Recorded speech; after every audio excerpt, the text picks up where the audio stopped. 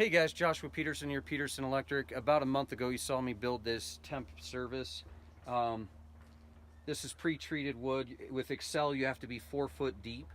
So we had a tractor come in and scoop that out, and then we buried that. And then we have to have 2 runners to support it. This comes down, and this URD will turn this way and go right into here. I did put a disconnect here later so I can unscrew it and then cut it off and then let it go in about 4 or 5 months when the house is done, because we'll never be able to get to it again. So that's for the Temp. And then you can see right here the trench with the backhoe did fairly well, but look at that corner over there we got to dig out. I tried telling this excavator guy exactly what I wanted, but I think some of them are like brain dead because you're digging a trench. They've never really had to bend pipe. But I did order a 4 foot heat box, and you guys have seen my 2 foot on YouTube. That was like $400. I ordered the $1,000 one, or 900, whatever it is. I'll find out. But it's a 4 footer that goes up to 4 inch. And I don't like the heat mat, but I'll do, and I don't like the heat gun because you're trying to bend schedule 40 2.5 inch. It takes a while, especially if you rise up with an 80. So anyways, we had to dig this out 17 foot from here to here because they wouldn't go any further. So me and 2 other guys from Labor Ready dug this. And I'll show you. This is in Colorado, and I'm actually up in Boulder County or Lafayette. The video is October 2018. We have to be 3 foot deep. And right in here, one of the guys that was digging, he nicked this. So I measured it from this rod. This is their ground rod, and here, and this is a secondary. It's no primary here. It's all 240, 120 volt. And there's only 2 lines coming out, because here's a primary coming in. Well, I wouldn't say primary. I would just say, 240 line and load your 240. This goes to this house next door, and this is to this house. And how I know that is because it curves, and I followed my locate flag right there. So it just goes underneath this post.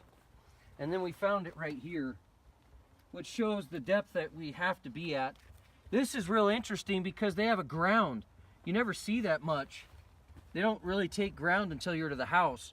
So this is a 1/0 on the hots, and then neutral, actually 2/0 on hot, I think, and a neutral 1/0.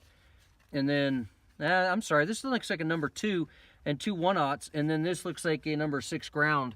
But it's a 4 conductor going to the house. You don't ever really see that. So we'll just take that heat box and bend just a slight curve to curve this in as a little bit of an S. We don't like to see that, but I don't want to spend another day digging out this corner. I luckily could take some of this and throw it this way. That's why we had them dig it back, so we could take this trench and throw it. You're allowed to, in Article 250-53, we have to actually have 2 ground rods, because there's no such thing in the code book as a Temp service. So maybe a turtle box, but that's still Temp. Really, you have to treat it as if it's a service. So you have to have 2 ground rods. But interesting, you don't have to have inter-system bonding bridge bar in 250-94, because what low voltage is coming here? Nothing. So we have a ground rod over there, and number 6 going back down to here, and I think the code says it's 40 inches on an 8 foot ground rod straight in the ground, and that's about 45. So I had them scoop it deeper because of Excel, and again, we took all that and threw it this way to make our life a little easy. Now they hit right here, look at this. Those guys, the Labor Ready guys, hit my CenturyLink. So I think there's a few people without internet tonight, but we called them and heard nothing back. We don't know if it's been abandoned or if it's ever been used, but these guys nicked it, and then it got nicked again, and it was just like we just cut it in half because we couldn't get through and get this deep enough. We had to go another almost 20 inches below that. So not bad. I mean, it wasn't too much damage. That little nicked URD, that's what happens over time when you lose it underground, and I measured it. That was 120, so that's not a neutral, and plus you can see that was that 1/0. But that is what happens underground, and then guess what? Over time, that just erodes and melts in half. And it probably gets so hot that it actually melts the other 2 conductors, or just that one. And the complaint is that my lights are flickering, and then all of a sudden one of the legs goes out, like one of the HOTS, ungrounded conductor, your feeder, and one of those go dead, and the next complaint is my range doesn't work and my dryer doesn't work. Or it's just not heating, but you've got your clock on. So that is a prime example of what can happen when you dig in a fence post and you nick something, and maybe you don't even know you nicked it. But anyway, so that doesn't matter. We'll tell them that happened as far as the Excel power side, but we're gonna abandon that wire here within a week or two, because that service right there, I'll show you, that's coming off, and that's going to be demoed, and there's 3 windows going in there. And I'll show you more about this as we go, but these feeders coming in are considered the utility side, and we'll be bringing this through.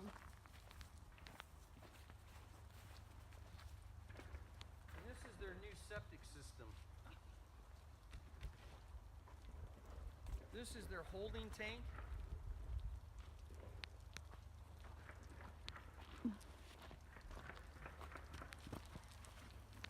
And so there's a lift station. You can't see it over there by the bush. There's a little bell box.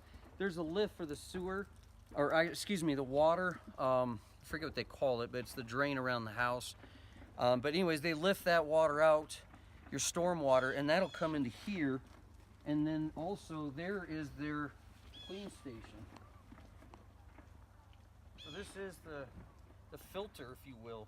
Really big box. That's probably 10 by 4. And I don't know how deep it is. I think it's probably about 5 foot deep there. So anyways, this will come up here, and we're gonna go to a garage.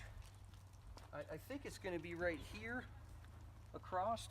We're waiting on zoning, or it'll be a little further out, but that'll 90 up in here, and then we're gonna put on our all-in-one bypass lever meter, and then a feed through 200 lug going out, and then this from here to here is secondary to the NEC, so that'll be 2 foot. But the primary, if you will, or line side utility will have to be 3 foot. So as you can see, that's that ditch. That's how deep it's got to be. Couple spots I'm 40 inches, couple spots I'm 36 or 33. But by the time they fill that, all in all, it's probably going to be close to 3.5 foot deep all the way down. And anyways, I'll do more videos on it, but yeah, I forgot to tell you, the new service disconnect on the house will be over there, but the meter will be here. And so because there's 2 separate structures, 2 separate foundations, by the time I'm done with this job, I'll be driving 2 ground rods here, 2 ground rods there, and 2 for the utilities. So 6 ground rods. That's really fun. All right, guys, hopefully it'll help you out. Let us know if you have any questions. Bye.